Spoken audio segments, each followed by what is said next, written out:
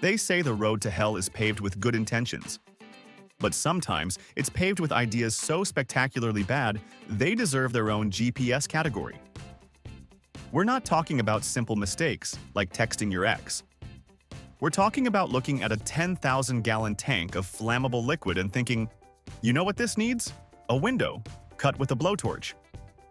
Today, we're opening the case files on 10 individuals who, faced with a problem, chose a solution that permanently removed them from the equation. And let's be clear up front. This is a deep dive into flawed decision-making, not a celebration of tragedy. These are cautionary tales, the kind you learn from, so you don't end up as one. Let the masterclass in what not to do begin. Number 10. The vending machine's revenge. There are certain fundamental struggles in the modern world. The battle against Monday mornings, the war against buffering internet, and of course the ancient sacred conflict between a man and a vending machine that just ate his dollar. We've all been there. You give the machine a little shake, you press the coin return with the fury of a betrayed god, and then you walk away defeated. But have you ever been so monumentally insulted by a machine that you decided to physically fight it? A full-on heavyweight showdown between flesh and steel? Meet Kevin, a 19-year-old student in Quebec, Canada. It was December 1998, and he was celebrating the end of final exams. Fueled by the sweet taste of academic freedom and a fair amount of alcohol, he decided to reward himself with a crisp cold Coca-Cola. But the machine, a silent 900-pound monolith, had other plans. It took his money and offered nothing in return but cold, mechanical indifference. This was not just a malfunction. To Kevin, it was a personal attack, an insult to his very being. His blood alcohol level was just a touch over the legal driving limit. Not enough to black out, but just enough to convince him that a physical confrontation with a half-ton appliance was a brilliant idea. While his friends watched, Kevin began to wage his one-man war. He wasn't just nudging it, he was rocking it with the kind of primal rage normally reserved for discovering your roommate ate your leftovers. He was trying to intimidate a boulder. But here's the thing about physics. It doesn't care about your feelings. It doesn't negotiate. As Kevin continued his heroic assault, the machine's center of gravity began to shift. It wobbled, it teetered, and then, with a final, groaning sigh, it relented. Just not in the way he'd hoped. The 900-pound machine toppled over, pinning him instantly. He was found crushed beneath the very enemy he was trying to conquer. And the final, most brutal piece of irony? The detail that truly elevates this from a tragedy to a masterpiece of dark comedy? Even as it fell and claimed its victory, the vending machine never released a single can. Kevin died in a losing battle against a stubborn piece of machinery, a tragic foot soldier in the unwinnable war against capitalism itself. Number 9. The Garbage Chute Express. Every great party has that one moment. The moment when someone, overflowing with liquid courage and a dangerous surplus of bad ideas, utters a phrase that will echo into eternity. At a party in a Calgary apartment building, that phrase was, "Who wants to ride the in-house water slide?" The water slide, of course, was the building's garbage chute. Our hero for this tale is 25-year-old Sheldon. For him, this wasn't a disgusting metal tube smelling of last week's Chinese takeout. This was an opportunity, a challenge, an express lane to the ground floor and legendary status among his friends. While others saw a sanitation system, Sheldon saw a thrill ride. The dare was made, and Sheldon, never one to back down, accepted. He scrambled into the narrow opening, going headfirst to maximize speed, a decision that speaks volumes about his commitment to poor judgment. He ignored the alarm bells of self-preservation that should have been screaming in his head. For a few glorious seconds, his plan worked perfectly. He shot down 12 stories like a human torpedo, a blur of denim and bravado, probably feeling like the star of his own action movie. He even beat the elevator. But every ride has to end. And Sheldon hadn't bothered to check the destination. He wasn't headed for a soft, fluffy pile of trash bags. He was headed directly into the path of the trash compactor. A merciless hydraulic press designed for one single, unforgiving purpose: to crush whatever lands in its steel jaws. His exhilarating headfirst journey came to a swift, crushing, and entirely predictable conclusion. He had, in fact, found the fastest way down from the party. The only problem was this particular ride had a strict no-return policy. His final, fleeting adventure served as a powerful lesson. Before you take a shortcut, it's always a good idea to find out where it ends. Some ideas are, quite literally, rubbish. Number 8. The acetylene solution. There are two types of people in the workplace. Those who follow the safety manual as if it were scripture, and those who see it as a collection of gentle, optional suggestions. This is a story about a man who belonged firmly in the second category. A man who looked at a problem and devised a solution so breathtakingly wrong, it deserves its own chapter in the Book of Bad Ideas. Our protagonist was an assistant plant manager in charge of, among other things, a massive 10,000-gallon tank of combustible asphalt emulsion. His mission on that fateful day in 2001 was simple. Find out how much liquid was left inside. A normal person might use a gauge. A slightly more hands-on person might use a dipstick. Our guy? He decided the best way to get a look inside was to cut a hole in the side of the tank with an acetylene torch. Let that sink in. He decided to use a 6,000-degree open flame to create a window into a giant can of flammable material. This wasn't a case of ignorance. The side of the tank was plastered with warning signs. Combustible, danger, flammable. To him, these were apparently just decorative decals. He was a manager. He knew best. He was about to apply a philosophy of aggressive problem-solving to a situation that called for not setting off a massive explosion. He lit the torch. The hiss of the flame was like a countdown to the inevitable. He leaned in, the white-hot tip of the torch moving closer to the tank's steel skin. The moment the flame breached the wall, the laws of chemistry, which had been patiently waiting, decided to hold a very loud, very fiery lecture. The vapor inside the tank ignited instantly. The resulting explosion wasn't just big, it was biblical. It turned the 10,000-gallon tank into a rocket, and our would-be inspector into its unwilling astronaut. The blast launched him an incredible 93 feet through the air. An OSHA representative later stated, in what has to be the understatement of the century, that no safety precautions had been taken. He had, in the most spectacular way possible, found out what was in the tank. A whole lot of fire, a little bit of asphalt, and one final, explosive lesson in physics. Number 7. The shocking catch. Fishing. It's a timeless art form. A meditative dance between man, nature, and a very patient worm. But for some, patience is an annoying obstacle on the path to results. This is the story of a man who decided to upgrade the ancient art of fishing with a touch of modern technology.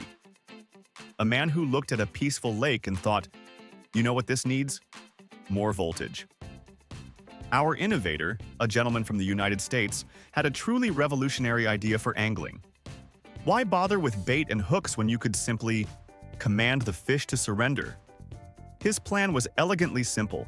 He would take a long extension cord, plug it into an outlet, and drop the live end into the water. The electricity would stun the fish, causing them to float to the surface for easy collection. It was, in his mind, industrial-scale fishing for the common man.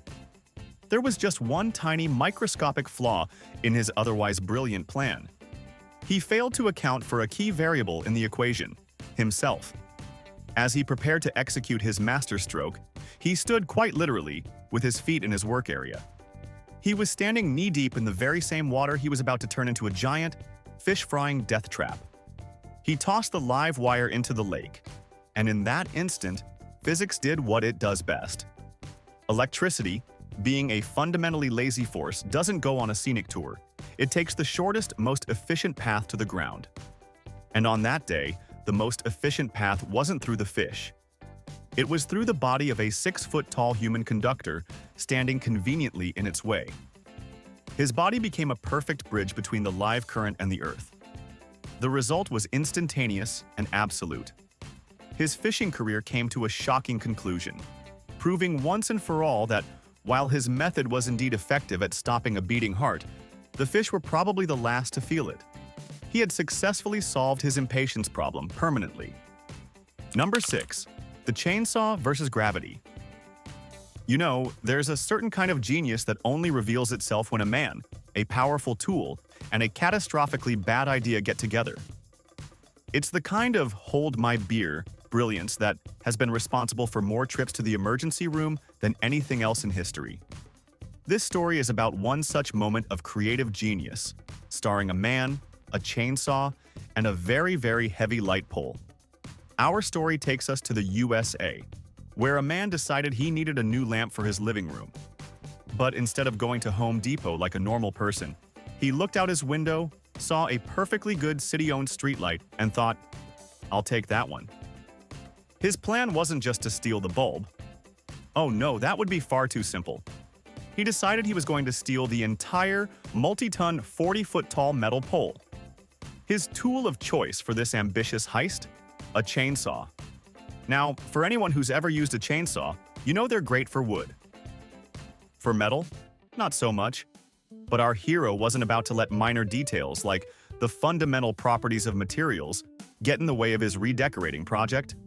He fired up his trusty saw, sparks flying everywhere like a 4th of July party gone wrong, and began to slowly, painstakingly chew through the base of the metal pole. You've got to admire his dedication. This wasn't a quick job.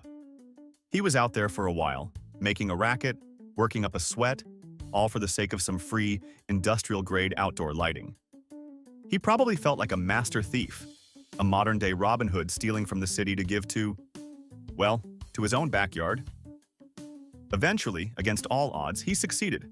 The chainsaw, screeching in protest, finally severed the pole from its foundation. In that moment, he must have felt a surge of triumph. He had done it. He had defeated the pole. But as he stood back to admire his work, another much more powerful force entered the chat. Gravity. And gravity doesn't care about your home improvement plans. He had spent so much time focused on the cutting, he had spent zero time thinking about the falling. The massive pole, now free from its earthly bonds, began to tilt. It swayed for a moment, as if deciding which way to go, and then, with the unhurried certainty of a falling giant, it came crashing down directly on top of him.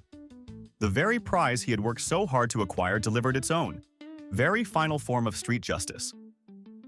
When the authorities arrived, the scene told the whole story. One very determined man, one very confused chainsaw, and one very heavy lamppost that had proven, once and for all, that sometimes the best security system is just basic physics. Number 5. The war on moles. Every homeowner knows the feeling. You spend your weekends mowing, fertilizing, and perfecting your lawn until it looks like a green velvet carpet. Then, one morning, you wake up to find it desecrated. A series of ugly dirt mounds like a tiny army has invaded your personal paradise overnight. Moles. The fuzzy little demons of suburbia. Most people might set a trap, some might call an exterminator, but a 63-year-old German man on holiday at his property decided that these were half measures. This wasn't a pest problem, this was war. And in war, you don't negotiate. You bring out the heavy artillery. His plan wasn't just to get rid of the moles, it was to turn his entire property into a subterranean electric chair. His strategy was something out of a supervillain's handbook. First, he went around his pristine lawn, pounding long metal rods deep into the earth, like he was staking out a vampire rock festival. He placed them strategically, covering every inch of his green domain. This was the grid, the delivery system for his final solution. Then came the masterstroke, the part of the plan that separated him from every other sane homeowner on the planet. He didn't plug these rods into a wall socket. That was for amateurs. He took the cables from his metal rods and tossed them over a high-voltage power line running directly above his property. He tapped into the main grid.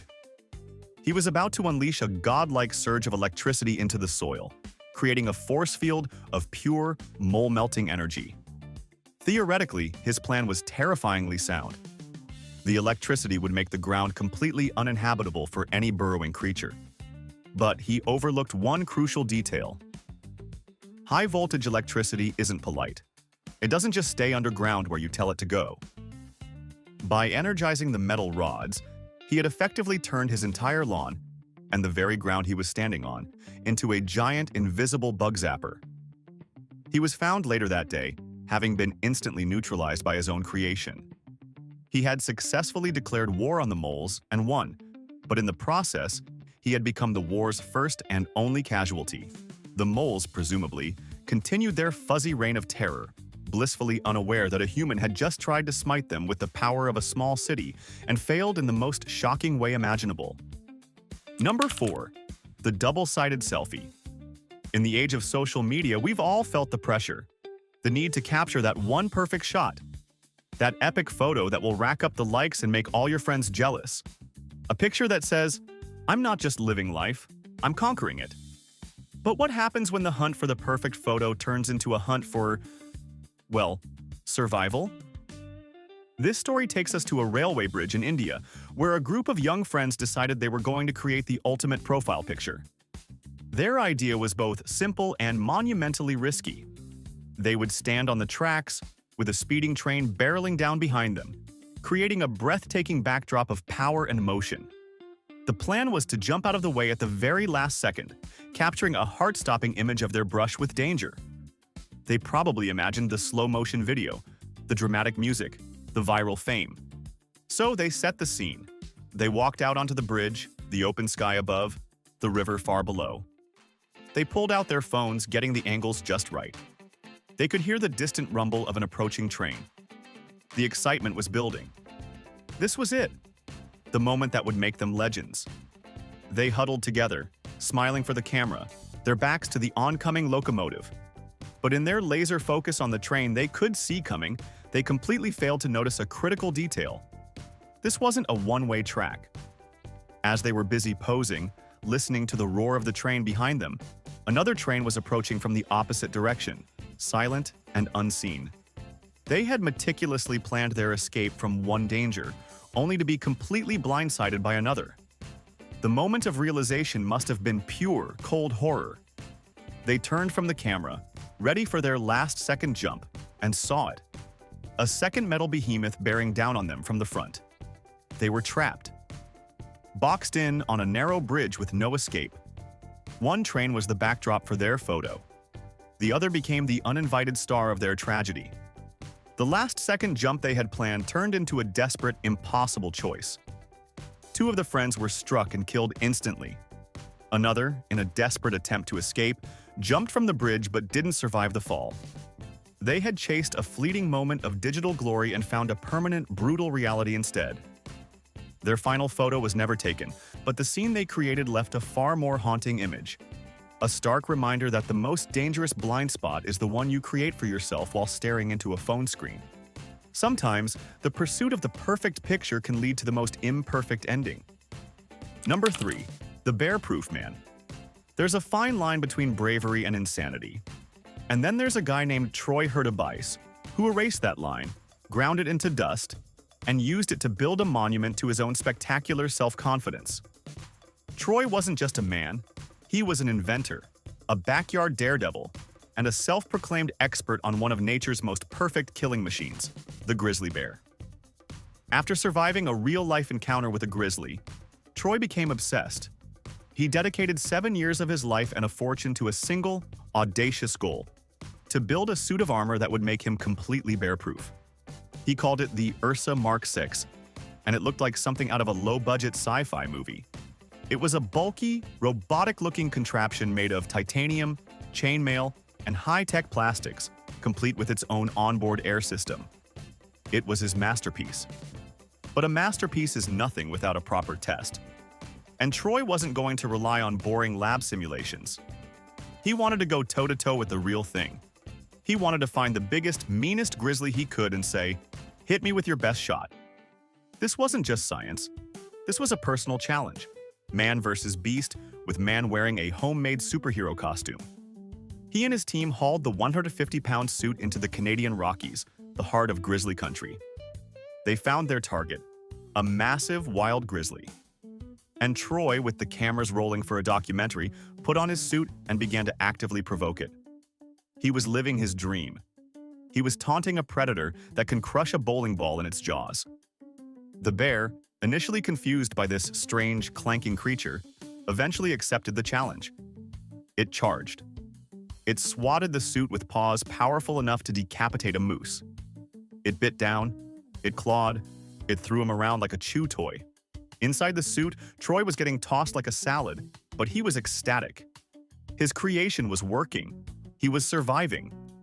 But then the bear demonstrated why it's at the top of the food chain. It couldn't crack the suit, so it changed tactics. It started to drag him away, and as it pulled, Troy's helmet, which was not perfectly secured, began to slip. The bear's claws found the opening. The suit had been tested for impact, but not for the relentless, prying force of a predator that knows how to find a weak spot. While Troy ultimately survived this specific encounter to continue his research, his story culminated years later, not in the jaws of a bear, but in a fiery car crash.